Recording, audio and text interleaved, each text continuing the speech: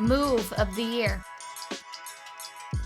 All right, so we are talking about move of the year, and I could not be more excited about this category. We have a couple of fighters in here that didn't even get nominated. Honorable mentions. Jimmy Flick, the flying triangle over Cody Durden. Amazing.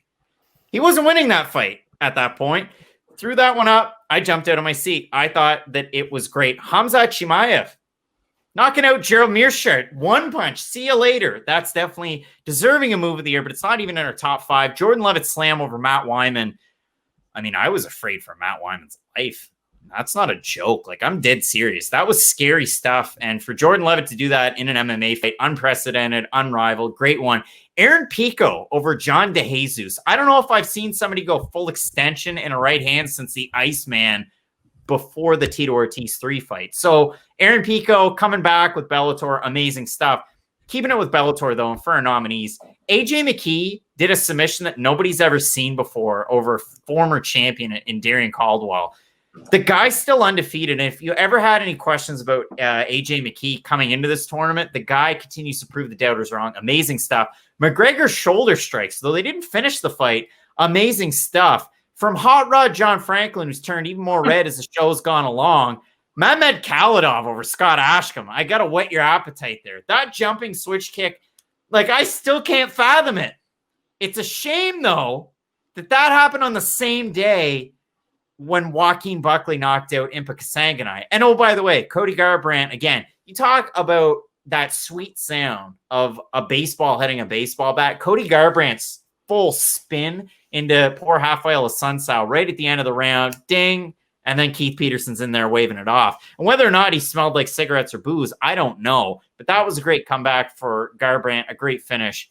Guys, again, we talk about a one-horse race. This one's a little bit more interesting. So, Hot Tamale, John Franklin. It's a tricky one. What do you like about some of these picks here?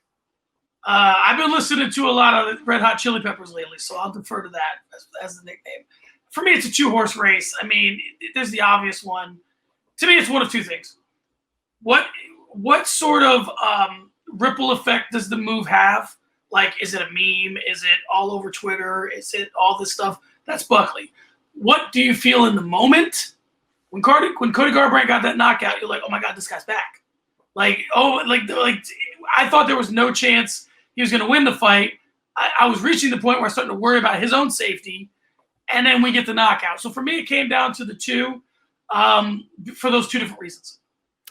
Matt, I'm going to insert a clip here of our original prediction video for the fight that Buckley had after the Kasanganay fight, because Impa Kasanganay has been relegated to, I don't even know what status anymore. Like the 3rd tier of, what is it, Champions League? Lower than that. Like, everybody's forgotten about Impa Kasanganay.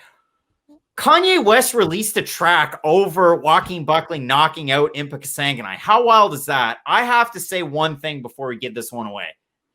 AJ McKee created a move that nobody's seen before. That's amazing. It was such a good year for MMA. Now, Matt, the floor is yours. Okay, so John talked about the excitement in the moment of seeing Cody Garbrandt knock out Raphael Assuncao, and I agree. The way that he hit him and just the way that Assuncao kind of reacted to it and looked like he got shot, that was amazing.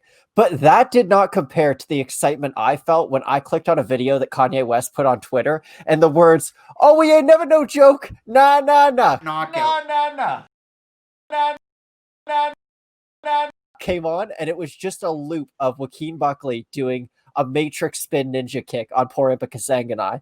And the only part in that video was that knockout on a loop and Anakin Skywalker getting cut in half by Obi-Wan Kenobi on top of a Kanye West track. That's your move of the year. If Yeezy himself is releasing new music because of your knockout, I think you deserve move of the year. Move of the year, of course, this year going to none other than Joaquin Buckley. He's been up for, Rookie of the Year. He's been up for quite a few awards, and none more deserving than Joaquin Buckley. The move goes to him. Now, our next category, I'm really looking forward to it. This is, of course, Gym of the Year.